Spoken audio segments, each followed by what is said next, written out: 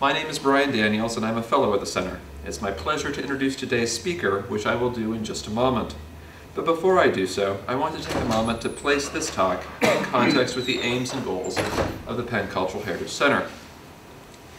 At its core, the Center works to foster innovative means for sustaining cultural heritage for the communities to whom it matters most. We foreground the necessity of respecting local expressions of cultural value and work to promote best practices in this regard among museums and other cultural institutions. Our programs, which have included training customs agents to interdict illicitly smuggled antiquities, conducting cultural heritage assessments at the request of foreign governments, and organizing community partnerships for the purposes of heritage preservation, translate into close collaboration with stakeholder communities, government entities, and other transnational partners. While the need to undertake these activities has become an ethical imperative in our present moment, it would be well for us to remember that our current concerns do have historical precedents. Which brings us to our speaker. Dr. Clayton Brown is Assistant Professor of Chinese History at Rhodes College in Memphis, Tennessee. After completing his doctorate at the University of Pittsburgh with the dissertation entitled Making the Majority, Defining Han Identity in Chinese Ethnology and Archaeology, he began a new project about the development of archaeology as a discipline and the interchange of American archaeologists and museums with their Chinese counterparts. His research is giving us a valuable historical perspective upon the possibilities and the limitations of archaeological collaboration with foreign governments, issues which are as alive today as they were some 100 years ago. He is the author of many articles about the history of Chinese archaeology in both English and Mandarin, and has held fellowships from the Smithsonian Institution and the American Council of Learned Societies, among others. His talk for us today is titled Forging International Relations Through Cultural Heritage, the Case of China and America, and discusses early 20th century joint Sino-American activities related to cultural heritage protection and preservation. Our own Penn Museum may even make a cameo appearance. Please join me in welcoming Dr. Clayton Brown.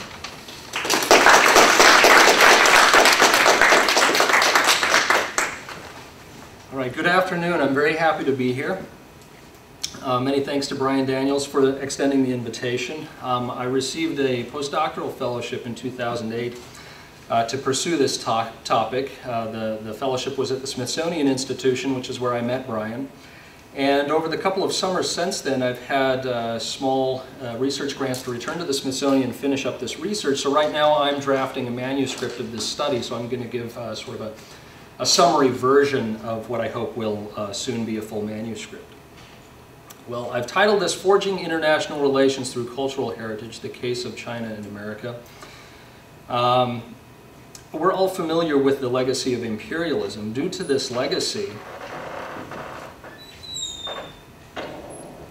cultural objects often play a contentious role in international relations. The most famous example is certainly the Parthenon marbles. Acquired by Lord Elgin around 1800, they were shipped to Britain. They were sold to the British Museum, where they reside to this day, although in the meantime the Greeks have constructed state-of-the-art facilities at the Acropolis and are awaiting repatriation. So this image, taken from the Parthenon marbles of two figures struggling with one another, for me represents the British and the Greeks. To generalize this problem, then, the struggle is essentially defined by two opposing and apparently irreconcilable views. The cosmopolitan or universalist approach, which posits a shared human heritage on the one hand, and claims of individual nations on the other. And a couple of recent publications to represent the two views, James Cuno representing cosmopolitanism and Craig Calhoun defending nationalism. Now, in China's case, as chronicled in Peter Hopkirk's well-known study, Foreign Devils on the Silk Road, in the early 20th century, actually a little bit before that, late 19th century, European adventurers such as Sven Hedin for Sweden, Sir Arl Stein on behalf of the British Museum, Albert von Lecoq for the Ethnological Museum of Berlin, and Paul Pelliot of France explored the old Silk Road and removed ancient Buddhist artifacts. The remains of their handiwork can now be seen at sites along the Silk Road in western China, and oftentimes there are plaques accompanying these images that tell you where the missing parts are, these various Western museums. So for the Chinese, the heads of these images that wound up in Western museums now represent Western imperialism and the exploitation of the Chinese people. To use a more recent example, during the Arrow War of 1860, Anglo-French forces marched on Beijing for a punitive expedition against the Qing dynasty. The leader of these joint forces was none other than Lord James Elgin, who was the son of the Lord Elgin of Parthenon marbles fame. These forces destroyed and looted the Imperial Summer Palace, which was preserved, the site was preserved as a testament to China's victimization at the hands of Western nations. So that to this day, you can go to this site just west of Beijing. You may have to purchase a ticket, but you have Chinese and Westerners who go to this site to sort of contemplate how Westerners have exploited China. Now, at this site, this is what it used to look like, the old Summer Palace. Very fantastic gardens and European-style architecture. And here in the front was a fountain. Surrounding the fountain are 12 animals representing the Chinese Zodiac, made of bronze. At the time the palace was looted, these bronze animal figures also disappeared. 5 of them were recovered subsequently. 7 remained MIA until last year, one of which was, you can see this, the bronze rabbit head, which appeared on Christie's auction block in Paris in February of last year. And the response from the Chinese was outrage. Film star Jackie Chan condemned the auction as shameful. China's State Administration of Cultural Heritage demanded that Christie's retract the items, and a group of 81 Chinese lawyers filed an unsuccessful lawsuit. The executor of this estate responded by offering the 2 sculptures to China in exchange for the application of human rights and freedom for Tibet, which the Chinese dismissed as hypocrisy and blackmail. In the end, an anonymous bidder won the 2 sculptures at $18 million apiece, but the successful bidder turned out to be an advisor to China's Lost Cultural Relics Foundation, who explained that he had no intention of paying for objects that already belonged to his country. So too often, cultural objects play a negative role in international relations. Just a few examples here. The US recently demonstrated that these objects can play a positive role in our relationships. Today, everyone recognizes that the US-China relationship is central to the global system. Our 2 countries have the largest economies in the world, with China second only to the US in size and growing faster than the others. We're also mutually dependent. The US is China's largest export market, while China is now the United States' 3rd largest export market and climbing. And while the United States has the world's largest deficit, China owns the largest percentage of our debt. But we have a very troubled past, from imperialism through the Cold War. So to help us negotiate our future, Presidents Barack Obama and Hu Jintao initiated the Strategic and Economic Dialogue on April 1st of last year to serve as the centerpiece of our bilateral relationship. We agreed to new initiatives for cooperation on economic recovery, on environmental issues, and promoting cultural exchanges. There has historically been a gross inequity between the number of Chinese students coming to America versus American students going to China. And typically Chinese students come to the US to earn degrees, whereas American students go to China to gain a cultural experience. So to even this relationship out, the American government committed to promoting more American study abroad. They proposed sending 100,000 American students to China in the next 4 years. Now, this strategic and economic dialogue received a lot of publicity. What isn't known as well is what made this strategic and economic dialogue possible. 10 weeks earlier, our countries agreed to a Memorandum of Understanding on cultural heritage. This was symbolically signed on the 30th anniversary of the establishment of diplomatic relations between our 2 countries. Now, the US is the world's #1 consumer of art and antiquities, including illegal and smuggled objects. For years, the Chinese have been pressing the US government for help in protecting their cultural heritage. In 2005, the State Department's Cultural Property Advisory Committee held a public hearing where they received petitions, letters, and testimony about the proposed Memorandum of Understanding, with most voicing support for the measure, including the Archaeological Institute of America. Then President Jane C. Walbaum issued a public letter, a public statement in support of this MOU. On the other hand, James Cuno, curator of the Art Institute of Chicago, argued that such a retentionist attitude challenges the ideal of a human community that transcends national boundaries and represents a slavish acquiescence to Chinese interests in exchange for economic and political leverage. In his own words, Cuno assumed that the Memorandum of Understanding sacrificed cultural objects to serve, quote, the strategic nature of our foreign policy, not archaeology or the interests of U.S. museums. Now, while it's true that there are tangible benefits that redound to America with the strategic and economic dialogue, the idea that this comes at the price of the interests of archaeology or U.S. museums ignores the very essence of the Memorandum of Understanding, which in practice offers a much more productive bilateral arrangement with far broader educational benefits than a laissez-faire approach to the antiquities market that primarily benefits dealers and collectors. So in substance, if we look at the Memorandum of Understanding, there are two articles. The first represents Chinese interests, what the U.S. agrees to. The second represents American interests, or what the Chinese agree to. So in Article 1, the U.S. agrees to import restrictions on Chinese antiquities, which are now designated in the Federal Register, including ceramic and bronze vessels, sculptures, jade and stone weapons and tools, musical instruments, coins, silks, textiles, paintings, etc. The U.S. Treasury Department and Customs and Border Protection are tasked with enforcement. Article 2 is much longer and much more detailed. In it, China agrees to safeguard its rich cultural heritage by investing in archaeology, increasing efforts to inventory historical sites, to increase funding for protection of cultural heritage throughout the country, to train their own customs officers to recognize Chinese archaeological material and prevent illicit exports, and to regulate its internal antiquities market. It also facilitates allowing long-term loans to American museums for public exhibition, education, and research, promoting institutional collaboration in disciplines related to Chinese archaeology and art history, promoting the exchange of students and professionals in archaeology, art history, museums, and cultural heritage management, and granting permits to Americans to conduct archaeological research in China. And this last is especially significant because since 1930, foreigners have not been able to participate in archaeological digs in China.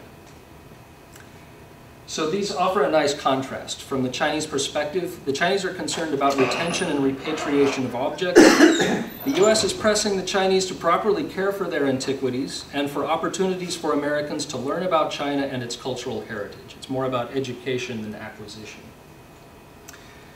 Now, Cuno and others have also assumed that the agreement emerged from Chinese initiative and that the U.S. acquiesced to get China to the negotiating table for the strategic and economic dialogue. But the document in fact represents the culmination of an American initiative embodying these same ideals that began 6 decades before the UNESCO Convention and a full century before the Memorandum of Understanding. So we go back to the imperialist legacy, the late 19th and early 20th centuries. In 1860, the looting of the old summer palace that I just mentioned. Beginning in 1893, Westerners who were making their way to the Silk Road and extracting objects and antiquities. In 1900, the Boxer Rebellion and the Protocol. It was in 1900 that, in response to peasant uprisings in China, Western forces sent 20,000 foreign troops to occupy Beijing, and in the process, they vandalized and destroyed many of its historical monuments. There was then an interesting reaction from the American expatriate community resident in China. In 1909, they formed the China Monuments Society. The head of this society, the organizer of the China Monuments Society, was a man named Frederick McCormick.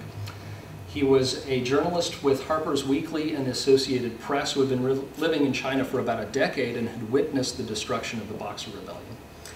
And so brought together a network of American expatriates scattered throughout China from a number of walks of life, from diplomats to journalists to missionaries and others, businessmen, and brought them together to discuss, to inventory China's historic monuments that were under threat and to lobby for their preservation, lobbying both the Chinese authorities and the American authorities.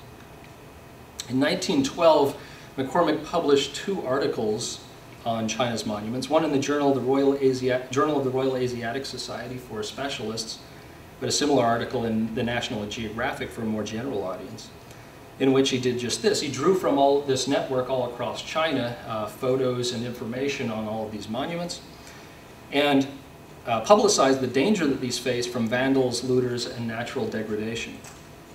Just a few examples that he brought up. This is the Shandao, or the spirit path leading to the early Ming tombs outside of Nanjing.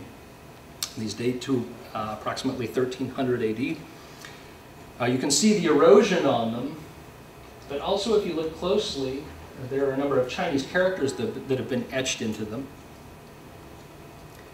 Another example is from these Buddhist caves along the Silk Road that date back to as early as the Northern Wei Dynasty in the 400s AD.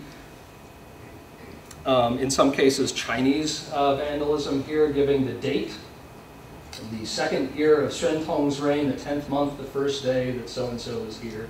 Something similar up here from the late 1800s. But also there are descriptions of, because there were Russian soldiers that were at one point interned in these caves, there are descriptions of Slavic obscenities being written in Cyrillic across these same caves. So there was concern both from Western vandalism, but also also coming from Chinese vandalism. So in 1909, McCormick formed the China Monument Society. They had a headquarters in Peking. It's in that same year that he formed the Asiatic Institute, and this was an attempt to bring together a number of institutions and organizations across or spanning the Pacific, Japan, China, and the US. And after its formation in 1909, they published a number of monographs, the first of which was titled The Plunder and Destruction of Antiquities in China, which fingered in particular Westerners and called on them to remedy the problem. In 1911, McCormick began corresponding with Charles Lang Freer, who was a Detroit Railroad magnate, a very wealthy man who was collecting American art, especially Whistler's art, but later began collecting Asian art, including especially Chinese art, who was also concerned about this problem of vandalism and degradation of monuments in China. So McCormick, representing the China Monument Society, in his correspondence with Charles Freer, they were lamenting that America didn't have any kind of program of study, any kind of curriculum on China or East Asia, and especially for art history. They were looking at Europe as a model, saw the programs that were developing in Europe, and wanted something similar for the US. They also lamented that here in the US we tended to refer to China and the Far East as the Far East, rather, even though they were to our west, we were still viewing China through the lens of Europe. So they wanted to establish an American school in China, and the thrust, they emphasized, would be cooperative, working with the Chinese, and therefore distinguishing themselves from European activities in China. In 1906, Charles Freer had bequeathed his very substantial collection of art to the American public, and it was then President Theodore Roosevelt who helped to persuade Congress to accept Freer's bequest. And so the two of them had a friendship. And in 1912, Freer invited Roosevelt to participate in the formation of this school.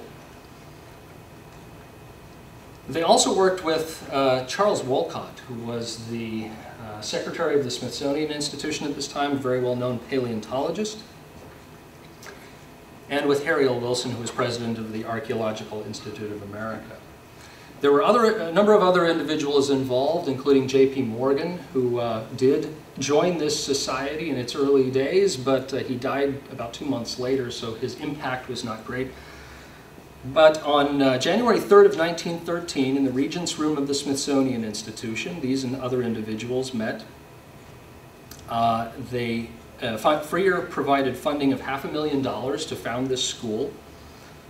Their object was to form a headquarters or a center in Beijing with a library. They proposed having a director, 2 professors and a librarian on site, and 2 fellows that would be at the site on a rotating basis. After its formation, the school announced its aims, which were first to prosecute archaeological research in Eastern Asia, second, to afford opportunity and facilities to promising and exceptional students, both foreign and native, and third, to preserve objects of archaeological and cultural interest in museums in the countries to which they pertain. So there was not a mission of acquisition. The school then set aside $10,000 for an 18-month survey of potential sites across China for study and for preservation. And they appointed Langdon Warner, then of the Boston Museum of Fine Arts, to head this reconnaissance mission. Now, for anybody who's familiar with Warner, he has a very controversial legacy. In the 1920s, he was involved in removing entire frescoes from one of the caves along the Silk Road, a cave called Dunhuo. So he has a very poor reputation. He's persona non grata among the Chinese. However, this is in the 19-teens before he actually performed these controversial acts. So Warner was sent for an 18-month mission to China. He traveled all throughout the country. He met with a number of prominent officials, met with scholars, and more particularly, he met with the president of China, Yuan Shikai.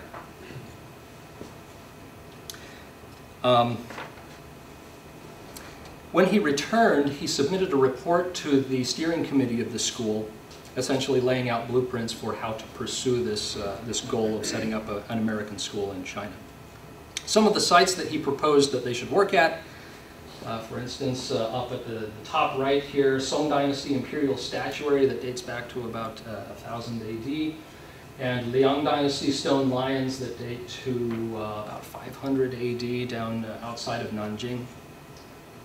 His proposal was to study but also work to preserve these items in conjunction with or working with the Chinese government. Let me go back for 1 second. I mentioned that he met with President Yuan Shikai. In October of 1913, working through the State Department, he was able to get an audience with President Yuan and met with him for 45 minutes and essentially pitched this idea of an American School of Archaeology.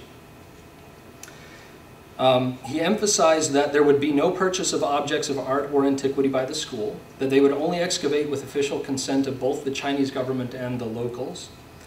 President Yuan was especially keen on the idea of Americans cooperating with native scholars, and Warner also proposed the creation of a national museum.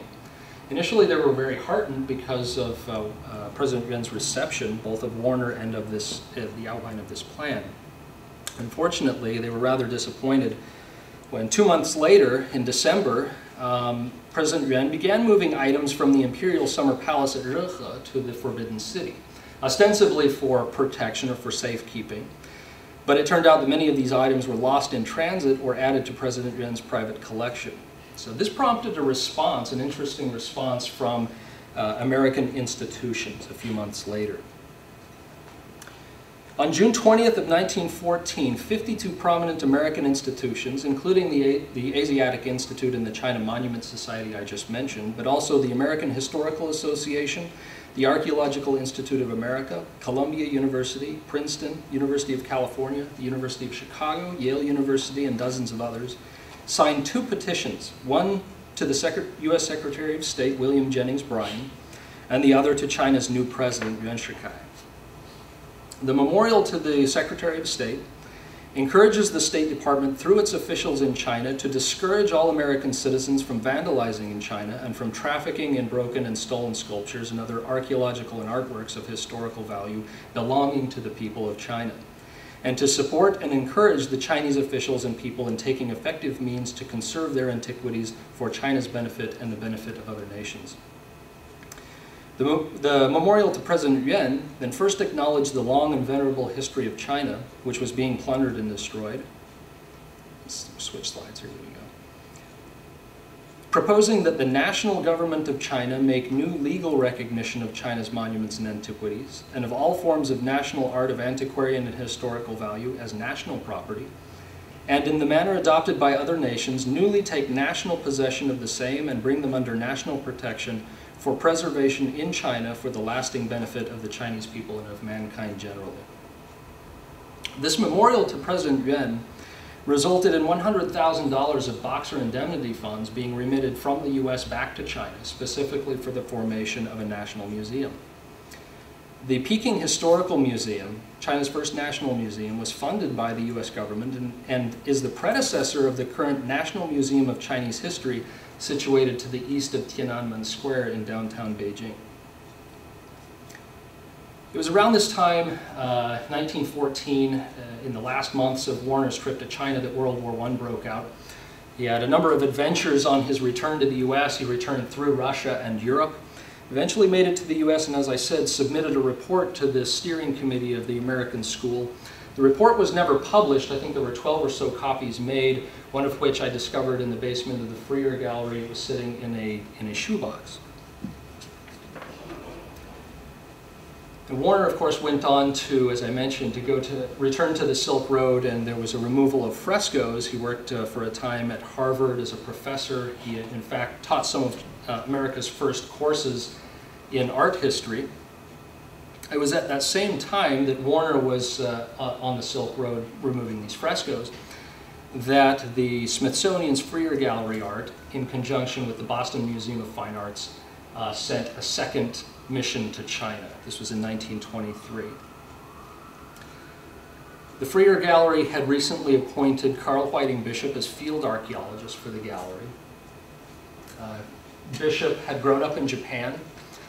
He was being trained in a doctoral program at Columbia University in archaeology. Never did actually get the doctorate. He was tapped by the Freer Gallery to continue Warner's earlier mission. He was sent to China in 1923 and remained there until 1934. In fact, the first time Bishop went to China, he had been there before he was recruited by the Freer Gallery. He worked for the Penn Museum from 1915 until 1917. So he had been to China 2 times before on behalf of the Penn Museum. In 1923, he was sent to China to continue Warner's earlier mission.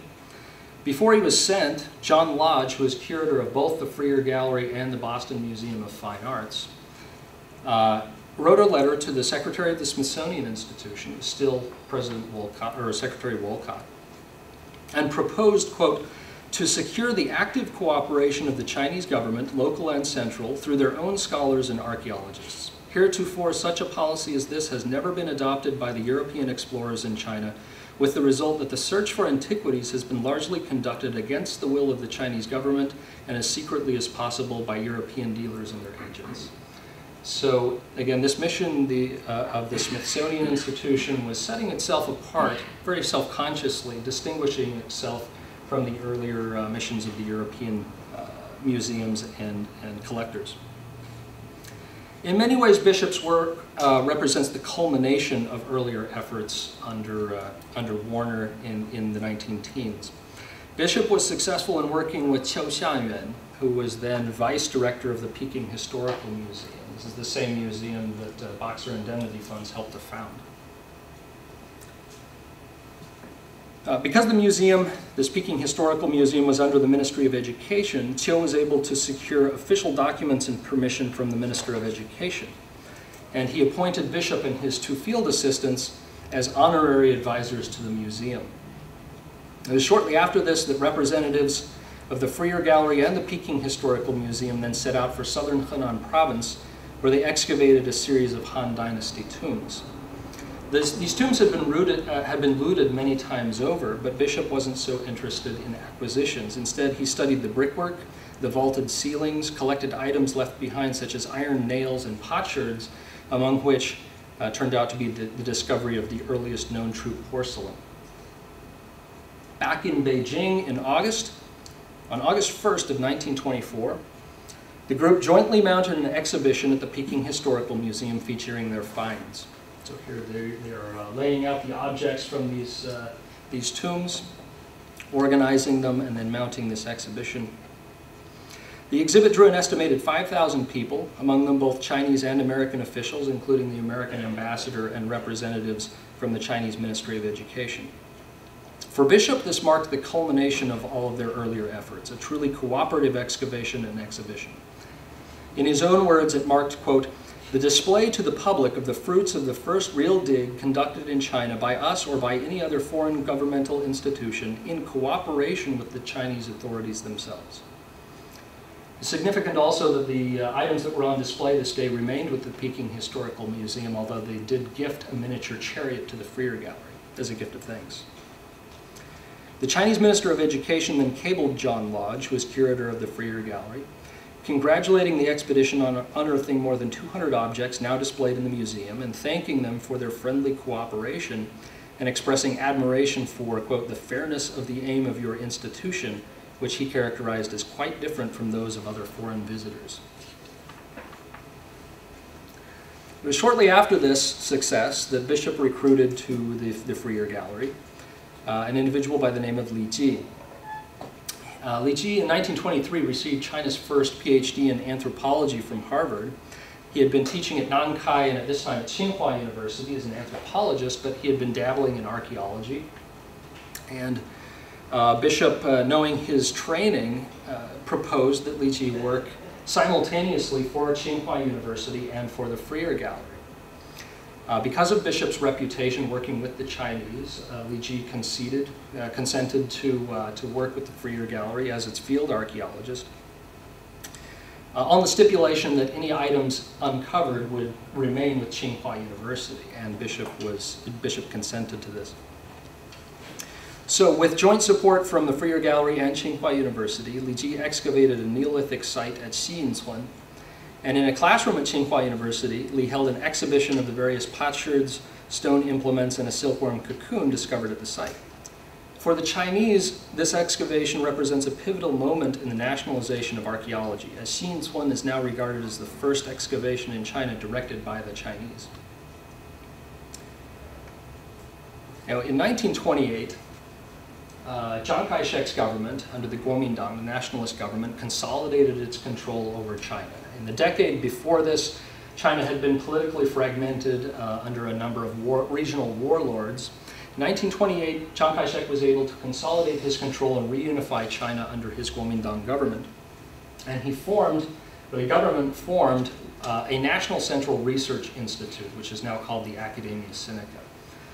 Leeji was tapped to become the government's first archaeologist. The government formed an archaeology section, which Leeji then filled as head of that section.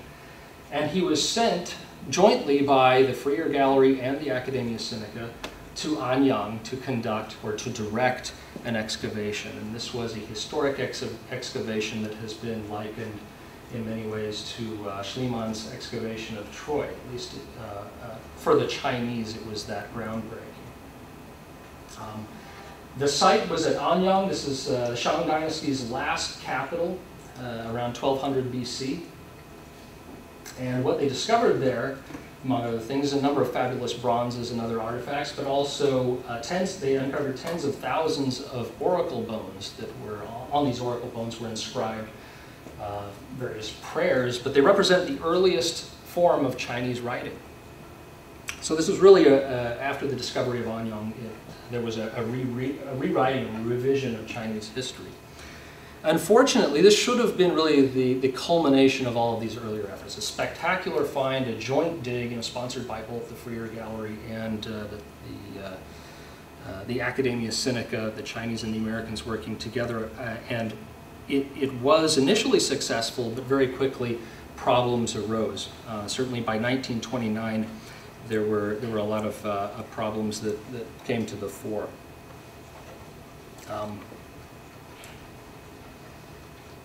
Let's see. Among these problems, first of all, when they began their dig, there were a number of local bandits and looters that they had to contend with. The provincial government sponsored this is the Henan provincial government, sponsored the Henan Provincial Museum to go to the same site with 80 workers and conduct their own dig. So there was a confrontation between the central government's sponsored organization, the archaeological section, and then the provincial museum.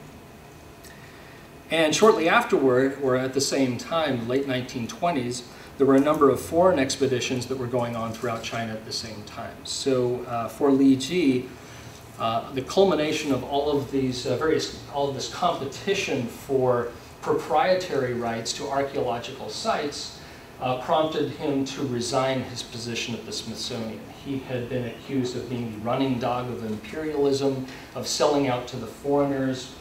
So he resigned his Smithsonian position and retained his position with the Academia Sinica, and thereafter remained with solely with Chinese organizations and support. It was also at this time, 1929, because of all of this competition in archaeology, that Leeji and others sponsored or lobbied for a piece of legislation that passed on May 24th of 1930, and that was China's first antiquities protection law. This is a photo of the team at the site. This is Leeji in the center with his archaeological team off to his left, and to his right, the troops that were stationed at the site.